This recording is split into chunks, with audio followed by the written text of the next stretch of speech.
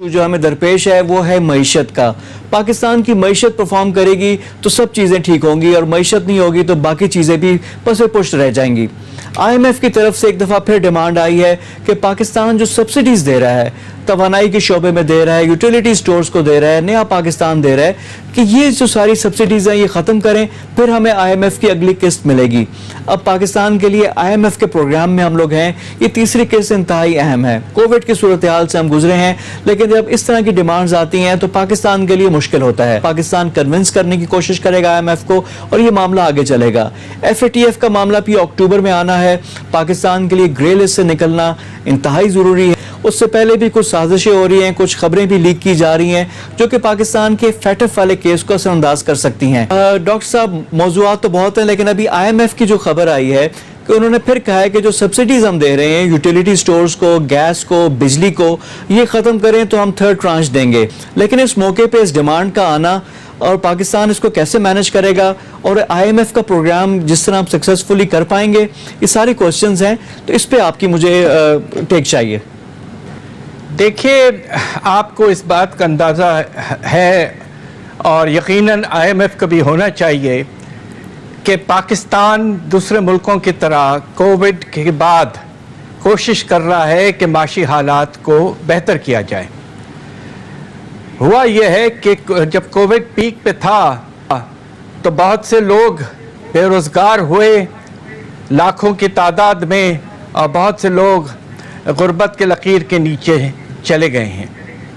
इन हालात में सब्सिडीज़ को वापस लेना बिल्कुल नामुनासिब होगा, इसलिए कि इससे कीमतों में और इजाफा होगा। अब आप यूटिलिटी स्टोर्स कॉरपोरेशन पर कुल हुकूमत ने इस साल के बजट में मुश्किल से सिर्फ 3 अरब दिए हैं, जबकि पिछले साल 45 अरब खर्च हुए थे, और उसकी वजह से पिछले साल कुछ हद तक कीमतों में कमी रही। लोग यूटिलिटी से जो ज़रूरी अशिया है उनको लेते रहे। तो ये 3 अरब के लिए IMF को इतना बड़ा डिमांड प्लेस करना ये नामुनासिब है। दूसरी तरफ बात यह है कि इस वक्त बिजली की नर्ख जो हैं वो बहुत ऊंचे जा रहे हैं, और अभी आपने देखा कि फ्यूल एडजस्टमेंट चार्ज के तहत नेपरा ने 86 पैसे बढ़ाया है फी किलोवाट आवर। तो यह भी कोई वक्त नहीं है कि आप सब्सिडीज़ वापस लें। तो लिहाजा हुकूमत को पूरी कोशिश करनी चाहिए कि समझाएं कि भाई हमारे लोग बुरे हालात में हैं। सारी दुनिया भर में कोशिश की जा रही है कि किसी तरह से सब फिस्कल पॉलिसी, सब्सिडीज़ वगैरह दी जाएं ताकि हालात बेहतर हों। आपका डिमांड इस वक्त बहुत नामुनासिब है। अच्छा डॉक्टर पाशा, इसमें क्योंकि आपने 3 बिलियन यूटिलिटी स्टोर्स का जिक्र किया, लेकिन 150 बिलियन हम एनर्जी सेक्टर को दे रहे हैं। इसी तरह नया पाकिस्तान के लिए 30 बिलियन की सब्सिडीज़ हैं। हमारा सिस्टम है और जारी बात है एकदम तो ये हुआ भी नहीं है और ना एकदम ये ख़त्म होगा। लेकिन पाकिस्तान के लिए लॉन्ग टर्म जो हमारा जो सस्टेनेंस है उसके लिए तो हमें टैक्स जमा करना पड़ेगा, और टैक्स के बगैर गुजारा नहीं है। और ये सब्सिडीज़ और इस तरह के जो स्ट्रक्चर है ये कोई कंपेटिटिव इकोनॉमीज़ में तो नहीं होता। उसमें हमें क्या करना चाहिए? जो स्ट्रक्चरल चेंज की हम जो बात करते हैं, अभी आपने भी कुछ प्रपोजल्स दिए, वो क्या है कि जिससे हमारी इकोनॉमी बेहतर हो सके? देखिए, सबसे पहले तो ज़रा सब्सिडीज़ की बात मुकम्मल हो जाए, फिर मैं टैक्सेस की तरफ ज़रूर आऊँगा। बात यह है कि हम जो पावर सेक्टर को सब्सिडी देते हैं वो इसलिए देते हैं कि हमने जो निर्ख रखी है सबसे छोटे कंज्यूमर के लिए, जो 50 किलोवाट आवर तक उसकी कंजम्पशन होती है महीने में, उससे हम 2 रुपये फी किलोवाट आवर लेते हैं। तो ये सब्सिडी सबसे गरीब तबके के लिए है, और इन हालात में जब लोगों के परेशानी का आलम बढ़ चुका है तो इस वक्त इस सब्सिडी को निकालना बिल्कुल नामुनासिब होगा। कुछ साल पहले तो ये सब्सिडी 250 से 300 अरब तक दी जाती थी, तो उसको हुकूमत ने इस साल कम किया है। इससे ज़्यादा कम करना नामुनासिब होगा। दूसरी तरफ जो नया पाकिस्तान हाउसिंग स्कीम है उस पे 30 अरब की सब्सिडी इसलिए दी जा रही है कि आप जो इंटरेस्ट रेट है उसको इस तरह कम करें, सूद को, कि जो आपका लोअर मिडिल क्लास और लोअर क्लास घराने हैं वो तकरीबन 12 से 15 हज़ार रुपये का लोन देकर महीने में एक छोटा सा अच्छा सा घर हासिल कर सकें। अब आप टैक्सेस पे आ जाइए।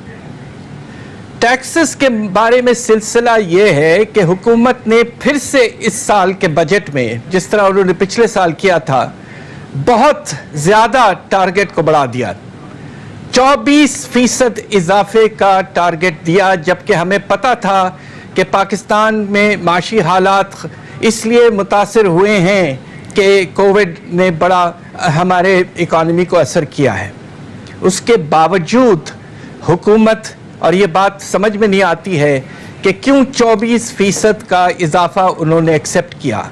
पहले 2 महीने में एफबीआर की रेवेन्यूज़ में 2% से भी कम इजाफा हुआ है।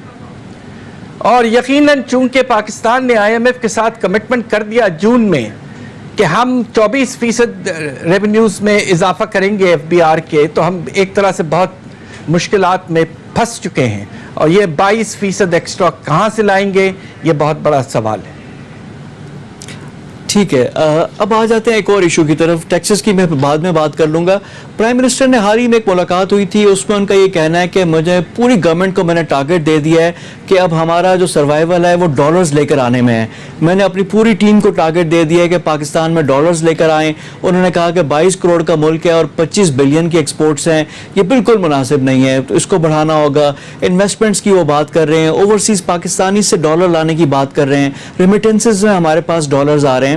तो क्या ये पेनिसिया होगा, ये हल होगा हमारे इकोनॉमी की जो सूरत हाल है? क्या अगर ये चीज डॉलर आना शुरू हो जाए हमारी इकोनॉमी क्या बेहतर हो जाएगी? इस वक्त जो हालात हैं वो मिले जुले हैं।